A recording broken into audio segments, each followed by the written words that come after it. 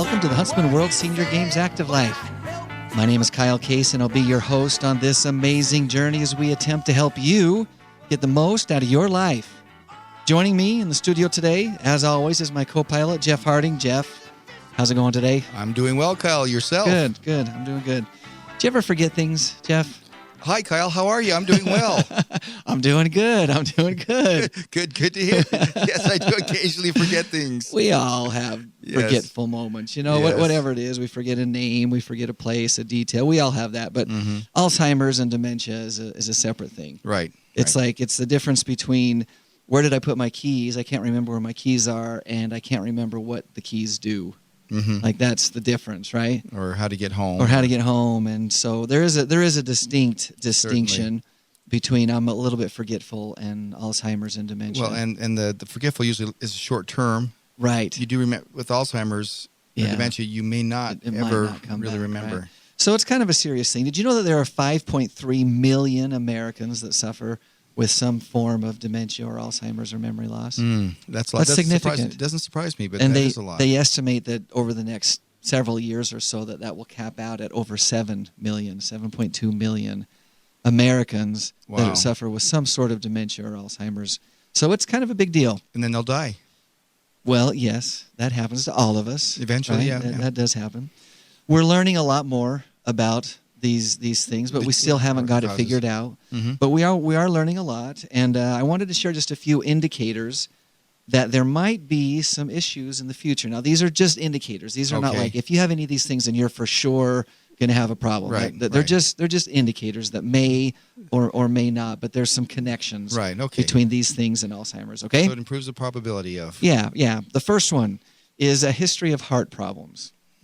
So that makes sense. If you're having trouble getting the oxygen or whatever, fresh blood to the brain, that the brain's going to react. Yeah, it seems like there is a connection there that makes sense. They say that trouble with the vascular system is indeed linked to Alzheimer's.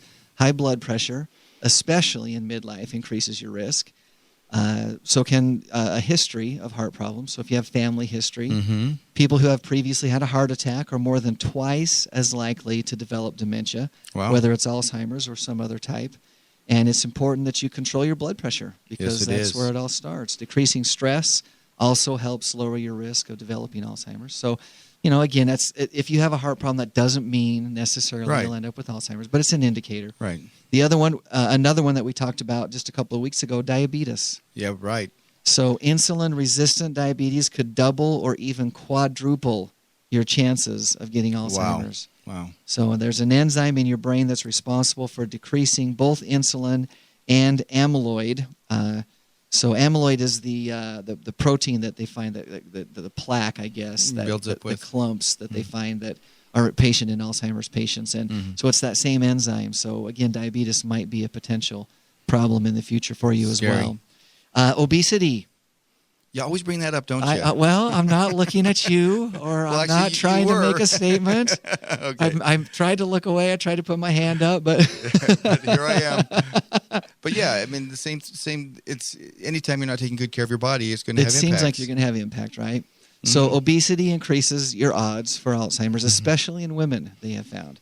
Who may be 3 times as likely to develop Alzheimer's as their thinner peers. Right. Obese men increase their risk by about 30%, so there's still an increase there, not quite as bad as the women. Exercise benefits both the obese and the diabetic. Sure. We talk about that all the time we do. On this show. Doctors generally prescribe physical activity and clean living, which just makes sense. It's just a common sense approach. Well, it's true that some people would rather take a pill than exercise and eat right. You got to do it. Certainly.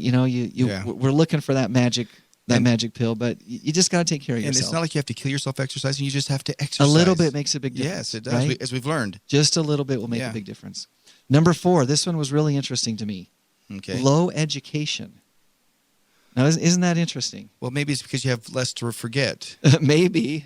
So you forget it. So, the brain empties out quicker. For whatever reason, they found that lower levels of formal education and a general lack of mental stimulation. Now, that's probably the key right there. That probably is right there. But those 2 items correlate with an increased risk of Alzheimer's. One study identified dancing as the most helpful physical activity for avoiding Alzheimer's, partly due to the social aspect. So not only are you taking care of yourself, but you're interacting with people. Yeah, interacting. And we had the opportunity as a Huntsman World Senior Games staff just a couple of weeks ago to go and learn a little bit about square dancing. Right. And we actually talked about this phenomenon while we were there, and it was a lot of fun.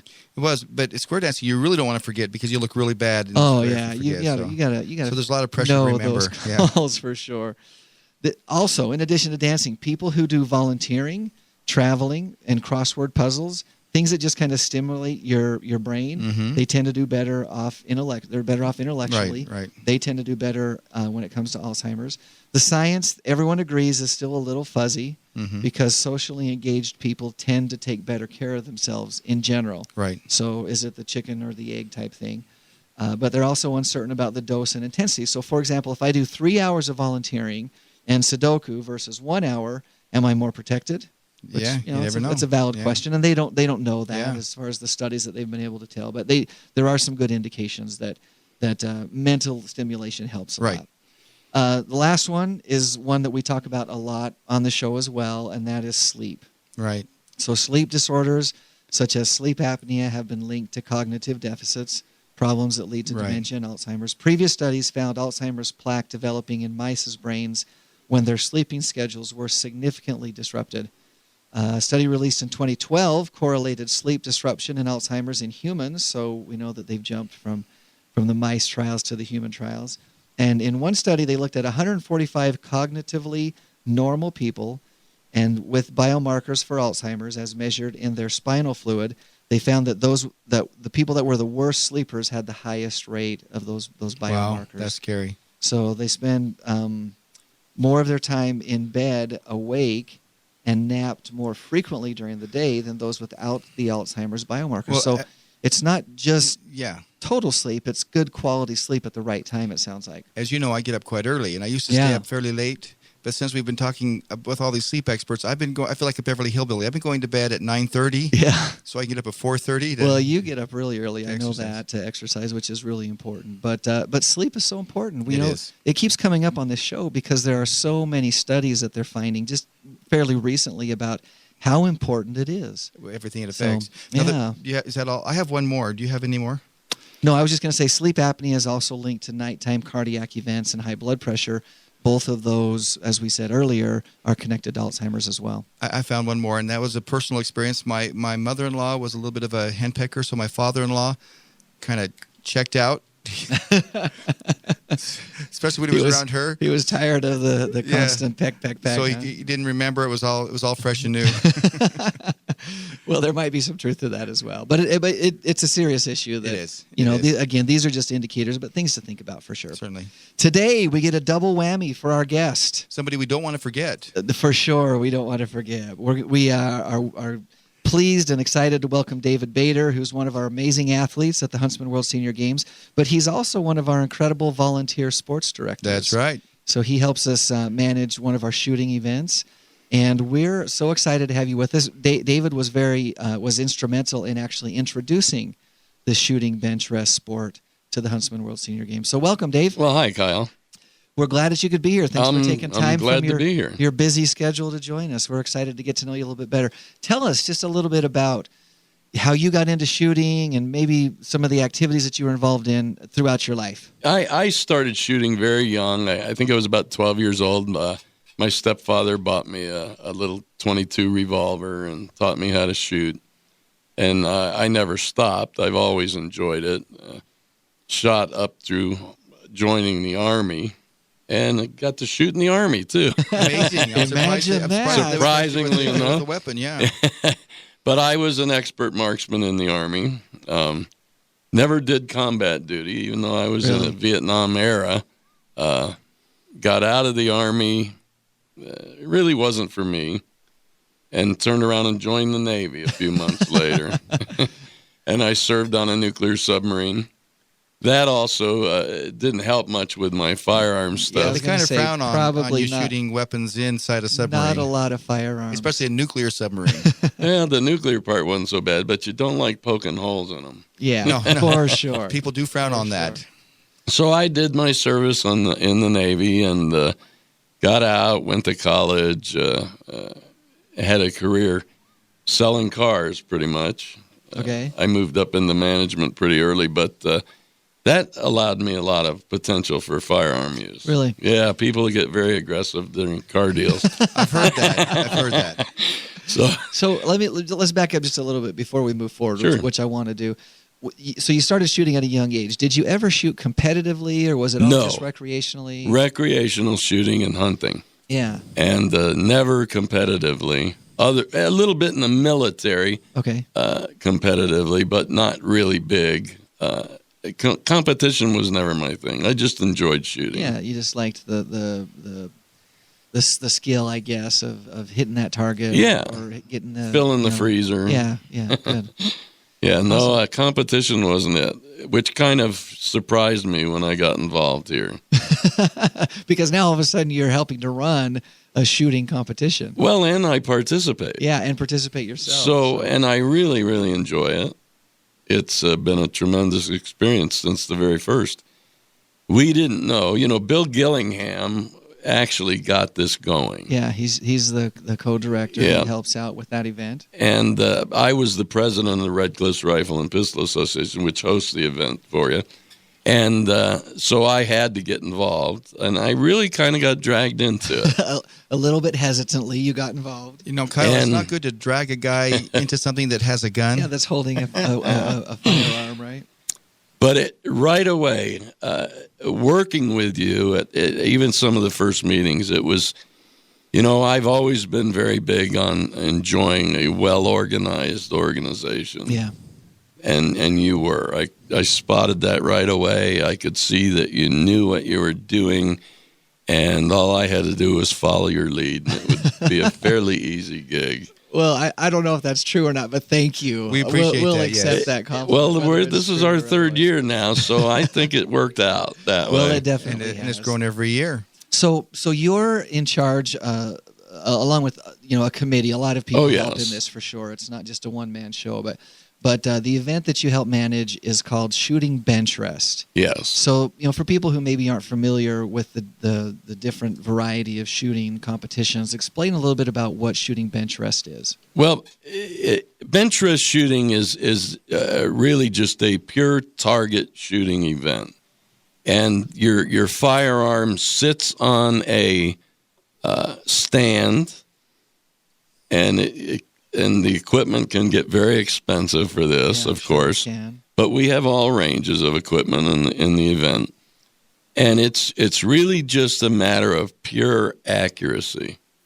So it's kind of like if anybody's ever seen the movie American Sniper, which I haven't seen the movie, but I've seen enough clips to know that he had stabilizing equipment. It looks a little bit like that. Is that right? Yes, is that fair to say? Very much like that. Without the rags and stuff. Right. Well, some of the guys dress up. Or down. So you're basically you are sitting. You're sitting at a bench. At a shooting bench. Yeah. And you have however you like your setup. I mean, everybody does it different. A little bit different. You go up and down that line, and it's really different. Now, we did have an experience as a staff. We did. At the Shooting Benchrest at the shooting range. And it is amazing how much steadier your weapon is sitting on a table than if you're standing holding it in your arms. Yeah. I wasn't that amazed at how much steadier I was sitting down with a stabilizer, because I'm not that steady when I'm holding a gun. So I immediately felt a big difference. Yeah. It is a stable platform to shoot from. But you are shooting at a bullseye that's about the size of a pencil lead. So I was hoping you would say that, because that to me was what was so amazing. Is we set it up, and of course we didn't even shoot all the distances that our athletes shoot at. We brought the target in a little bit closer for all of us. But I mean, you're really shooting at something that is tiny. It's the size of a pencil lead, like you said, and these shooters are nailing it from yards and yards away. And it's not just shooting. The wind, a 1 mile an hour difference in the wind with a 22 caliber rimfire cartridge can drag that bullet off target by 1/4 of an inch. See, now would you ever have thought that, Jeff? Not like that gentle of a breeze. Yeah. Oh, I wouldn't even think like a bigger wind. It seems like a bullet would cut right through that. But when you're looking at a target that's 25, 35, 45, 50 meters away, 50 meters away, and trying to hit a pencil lead, I mean, every little bit makes a difference. Yes, it does. So that's why you see they have the flags out there. Yeah, so you can adjust. They have wind flags along from the bench to the target, and we watch those flags to see what the wind's doing. And you try to adjust. And adjust your shot based on that. Well, you're listening to the Huntsman World Senior Games Active Life. We are visiting with David Bader, who is an athlete at the Huntsman World Senior Games, as well as our sports director for our Shooting Benchrest competition. Let's just talk about how the sport got started here at the games. It's been around for a long time. It's not new, certainly as a sport, but it's new into the Huntsman World Senior Games. Talk a little bit about that process of how a new sport gets added and what your experience was in being a part of that. Well, what really happened was at Red Cliffs, we decided we wanted to increase the county or people participation in our range. And Bill Gillingham looked into the Huntsman World Senior Games and felt that would be a good way to do that. And so he contacted you and got the ball rolling. And he was right. It was worked out exactly that way. Plans worked out perfectly. We now have a group of 25-plus guys that come out and practice for the Huntsman World Senior Games match every Tuesday year-round. And these are local shooters? The local guys. Got the vision of the fun. A couple from further away stop in, too. Great. But the local guys, they come out every Tuesday to practice for this. Wow. Now, with this growth, and something that impressed me when we were out shooting, this is a game or a sport with tremendous potential for physical harm to people. But you have security and safety measures in place that prevent or reduce greatly any likelihood of injury. Why don't you talk a little bit about some of the safety things that you do? Yeah, our range master and all of our range safety officers, which are on duty during any match, are all NRA certified safety officers. And they're fully trained in all the safety aspects of firearms and match shooting. They continually walk up and down the firing line watching to make sure that people aren't doing anything that's unsafe. Also watching for malfunctions that can turn into an unsafe situation. And that's they pay for that to go to that class and be certified in that and take it very, very seriously. We've never had a safety accident at Red Cliffs. An avoidable, let me put it that way, an avoidable safety accident. We had one a couple of weeks ago. A guy had a revolver out there that blew up in his hand. It was a bad reload that caused it. But that's not avoidable. Right. But the safety officers were there to handle it properly. Well, that was definitely one of the things that I noted as well as we went out there as a staff and tried it. And for many of us, that was the first time we had ever really shot a gun, much less try to be that pinpoint accurate. Yeah. So it was very fun. So that leads me to my next question, Dave, and that is, what if somebody wanted to take up shooting? How do you get into the sport? If you're local here, or actually anywhere, just go to a local shooting range. Yeah. But here in St. George, we have this great group of guys every Tuesday, and all they have to do is come out to the range. And this is a great time because they're all working for the Huntsman World Senior Games match, and they'll tell everybody that comes out exactly what they need to get involved and have a great time doing it. And still plenty of time to do it. And you do welcome spectators that just want to come out and watch to see if it's something they want to Spectators are absolutely welcome. As a matter of fact, we had 4 spectators last year that are shooting this year. Oh, is that right? They were converted, huh? Yep. Well, that's great. One of the stories that I loved the most as we were learning more about this sport is, it's so important that you're steady. We talked about the equipment that steadies it, but I love the idea that you actually have to squeeze the trigger in between your heartbeats, because a heartbeat will throw you off just a little bit. Isn't that interesting? When you're looking through a 24 power scope at a target the size of a pencil lead, That's 50 meters away. I want to emphasize 50 that. yards. Yeah, so it's a half a football field away. Yeah. You actually do see the reticle of that scope move as your heart beats. You see it bouncing up and down. Yeah, you do. And so you do. And you have to control your breathing also. There's quite a bit to it. Oh, it is definitely a skill. To be extremely competitive. Yeah. You can have a great amount of fun and not be a great shot. Yeah. Well, we did that. Which was us. We had a lot of fun. But we all had a lot of fun. I don't think we ever hit the bullseye. We hit close, but I don't think we ever hit the bullseye. I think we hit the paper. Yeah, we did that with some frequency. Yes. Everyone we've seen, from beginners to experienced shooters, have all improved over the last 3 years. Every one of them. That's fun. So you mentioned that you've been helping out with the games for 3 years. Yes. Do you have a favorite memory or something that stands out to you over those 3 years that just this was a cool thing that happened? The favorite memory I had was last year at the banquet at the end, and the feedback that we got from the people. It was the most wonderful feeling to know that these people enjoyed themselves so much in this event. That's great. It's worth noting that we have 30 different sports that we offer at the Huntsman World Senior Games, and each one of those sports has a sports social that you're referring to. At least one sport. At least one, depending on the size of the sport and the duration.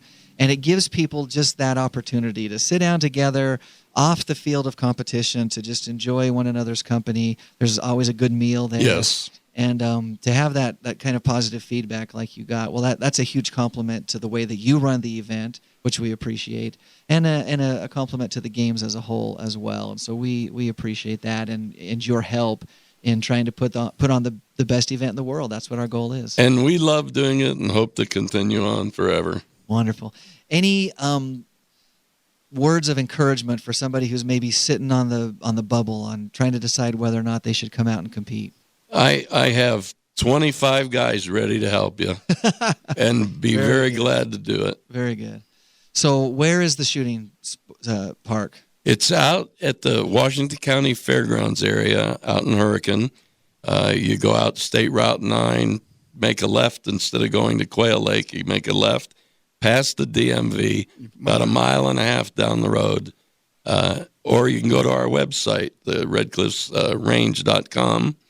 And there's a map on there that'll get you there. Right. We might want to say that the left is if you're heading west, and it's right if you're heading east. Right. Well, that's true. So you would want to turn south. You want to go south on that road, past the DMV and the fairgrounds. Look at the map. Well, Dave, that's about all the time that we have today. But thank you so much for joining us. Oh, you're welcome.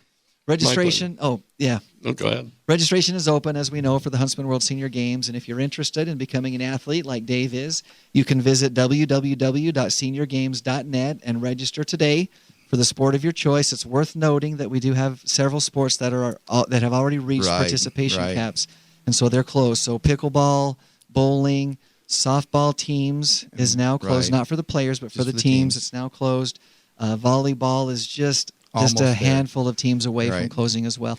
But there's plenty of other sports that are available, and we're accepting registrations right now. In fact, we have registered over 2,706 total athletes in all of our sports right now. But now is the time to get registered. We're anticipating we're hoping to get around 11,000 athletes. Yes, we are. So there's still room. Don't feel like there isn't room for you. Yeah. So if your sport is gone, look at another one. The dates for the 2016 Huntsman World Senior Games are October 3rd through the 15th, and please be a part of it. It's a great event. This year's a special year. We've been talking about it, but it's our 30th anniversary, 30 years of celebrating worldwide peace, health, and friendship, and we're celebrating all year long by giving away prizes and different things. If you have not yet already done it, go to our Facebook page, which is facebook.com/World Senior Games, like us, and then visit regularly for your chance to win, free entries to this year's games. That's where the party is. Tune in next Thursday at 4:30 p.m. Mountain Time on AM 1450 or FM 93.1 for the Huntsman World Senior Games Active Life. And remember that you can listen to this as well as any previous episode right from our website, which is www.seniorgames.net. That's www.seniorgames.net. Awesome. Here's a thought for the day. Start by doing what's necessary, then do what's possible, and suddenly you're doing the impossible. Until next Thursday, stay active. Bye, everyone. Joy.